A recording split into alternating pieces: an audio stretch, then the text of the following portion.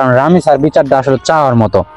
ঠান্ডা সুস্থ মাথায় বললাম যে রামিসার বিচারটা আসলে করা উচিত। যদি আপনারা বিচার না করেন তাহলে দেশের আসলে মান সম্মান থাকবে না, দেশের প্রতি মানুষের কোনো ভালোবাসা থাকবে না।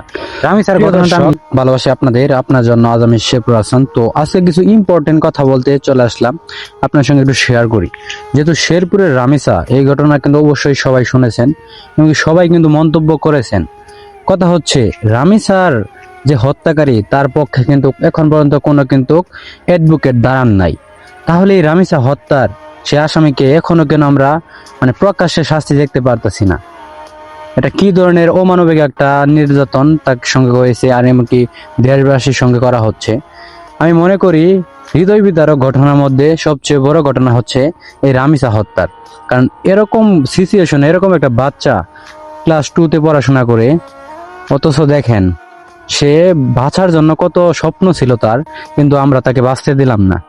লজ্জা লাগে, ধিক্কার জানাই এইসব মানুষদের যারা আসলে শিশু দর্শন, শিশুদেরকে হত্যা করে। এই বিষয়গুলো আসলে মেনে নেওয়ার মতো না। তো আপনারা যারা আমাদের ভিডিও দেখেন, কন্টেন্ট দেখেন, মতামত তো অবশ্যই আপনারা করতে চান, কারণ আপনাদের মতামতের উপর ডিপেন্ড করে কিন্তু আসলে কন্টেন্টগুলো তৈরি করা। তো রামিসা যে হত্যাটা হলো, রামিসার কি এখানে কোনো দোষ ছিল? আসলে কিন্তু কোনো দোষ ছিলেন না, কারণ ছোট একটা বাচ্চা, সে বুঝেই কি বা। কিন্তু আমাদের চক্ষু লজ্জা আমাদেরকে আর আগলে রাখতেছে না।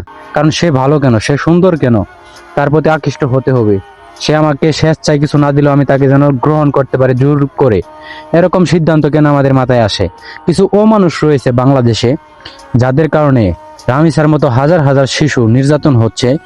তাদের চোখের দৃষ্টিভঙ্গি কিন্তু আসলেও অসামাজিক, আর যেতটুকু পাপ করার মতো তাদের চক্ষু হচ্ছে এরকম কাজ, এরকম চক্ষু। তো ধিক্কার জানাই এসব মানুষদেরকে। আমার নিজের কাছেও খারাপ লাগতেছে বিষয়টা। সেদিন থেকে আমি আসলেও নিজের কাছেও ভালো লাগতেছে না, কারণ যেহেতু আমার শেরপুরের ঘটনা।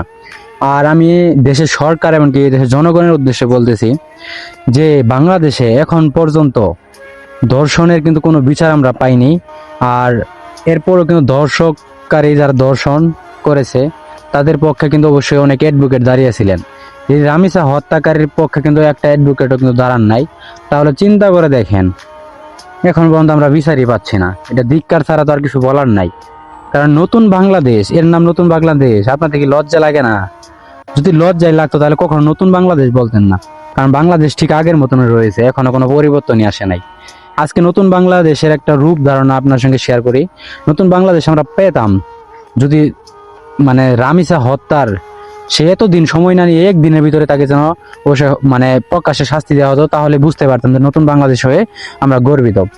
রামিসার বাবার কথা চিন্তা করে দেখেন, সে কি কথা বলেছে।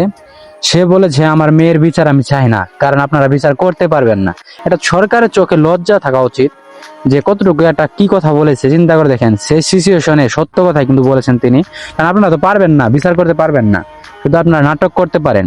রামিসার যে আসামি রয়েছে তার পক্ষে কোনো লোকই নাই, তার বোনেরা তার শাস্তি যাচ্ছে, সেখানে সরকার আবারও ডিএনএ টেস্ট করাচ্ছে, হ্যান করাচ্ছে। এত টেস্ট কেন প্রয়োজন? আপনারা আসলেও কোনো শাস্তি দিতে পারতেছেন না, এই জন্য দেশটা অসামাজিক কার্যক্রমে বেশি চলে গেছে। দেশের কোনো বিচার হচ্ছে না, দেশের নির্যাতন হচ্ছে, ধর্ষণ হচ্ছে। এইভাবে রামিসার মতো কত শিশু চলে গেল বাংলাদেশ থেকে, এটা বলার বাইরে। তো আপনাদের মতামতকে অবশ্যই কমেন্ট করে জানাবেন। যদি কিছু বলা থাকে অবশ্যই আমাকে কমেন্ট করবেন, কারণ রামিসার বিচারটা আসলে চাওয়ার মতো। ঠান্ডা সুস্থ মাথায় বললাম যে রামিসার বিচারটা আসলে করা উচিত। যদি আপনারা বিচার না করেন তাহলে দেশের আসলে মান সম্মান থাকবে না, দেশের প্রতি মানুষের কোনো ভালোবাসা থাকবে না।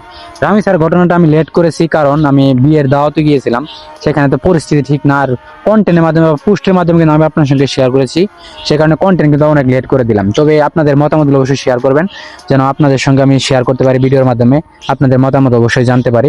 তো ভালো থাকবেন, সুস্থ থাকবেন, দেখা হবে নেক্সট কোনো নতুন একটা ভিডিওতে। আজকের মধ্যে এখানে বিদায়, আল্লাহ হাফেজ।